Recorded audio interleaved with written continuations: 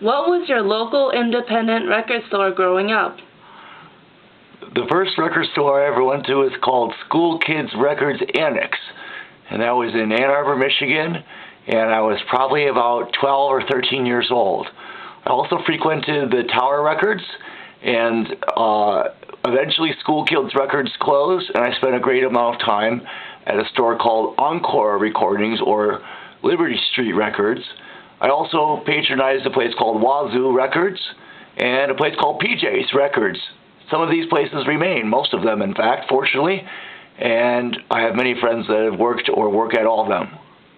What were some of your memories you had there in these different locations? Well, it was always fun for me to go to these record stores because the people that worked there were like mentors to me, like teachers and people who had access to information, to music, to experiences in general, just wisdom that I didn't have access to. So I really looked at it as a school of sorts. Did you ever work at an independent record store? I worked at a record store in New York City, Manhattan actually, on St. Mark's Place. It was called Mondo Kim's Video, and they had a fantastic music store as well. And Any good stories?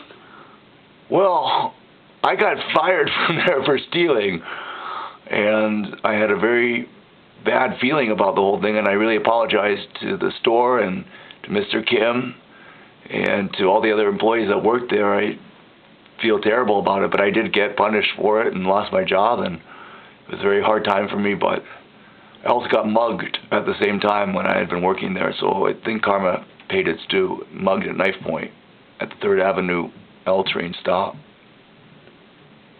Do you go to independent record stores in different cities while on tour?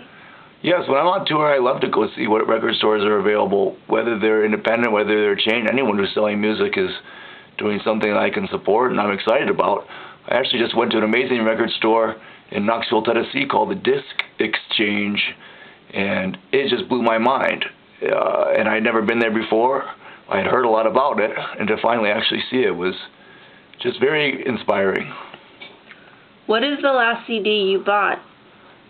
The last CD I bought was actually Misfits' Walk Among Us album, which is one of my all-time favorite albums. Some of my favorite songs in the world, or some of the best songs ever written, I think, are on that album.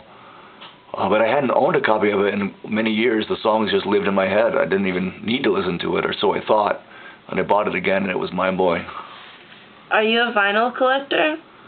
I love vinyl because of the oversized covers. I love that big space to put a big picture, a big image. But I've had a record player at times in my life. A few years ago I had one, listen to vinyl all the time. Lately I've been listening to CDs. I like CDs because you can take a CD almost anywhere in the world and find a way to play it. Vinyl, MP3s, those are still a little bit harder to play in most places, but whether it's a car or someone else's house or another country, I can almost always find a way to play a CD. When did you create the band and start recording? Well, my band formed around the year 2000, and I've been recording since around 98, 99, working on Andrew WK, and it all kind of came together at the same time and in an unpredictable way, where the drummer that I had asked to be in my band, I wrote him a letter. His name was Donald Tardy.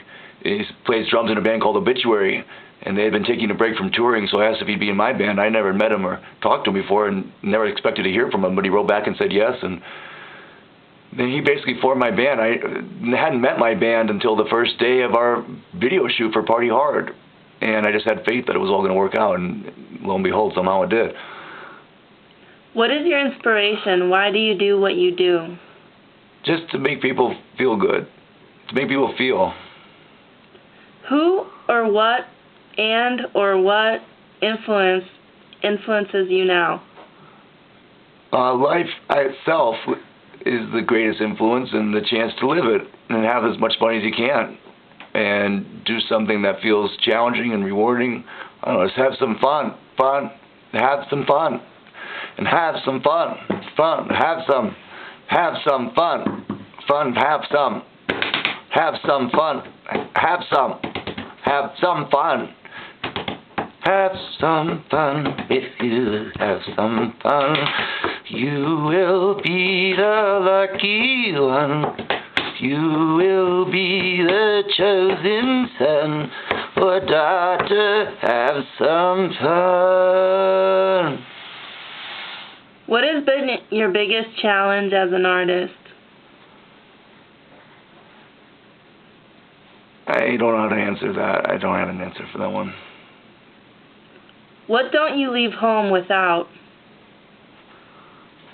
I would like to be fully catered, fully stacked at all times. Just keep the blood sugar up and have food on hand, so that the mood is elevated, so that your body's in peak form, and just have a real good connection to your body and to be fully catered. What do you miss most when on the road? Not being on the road.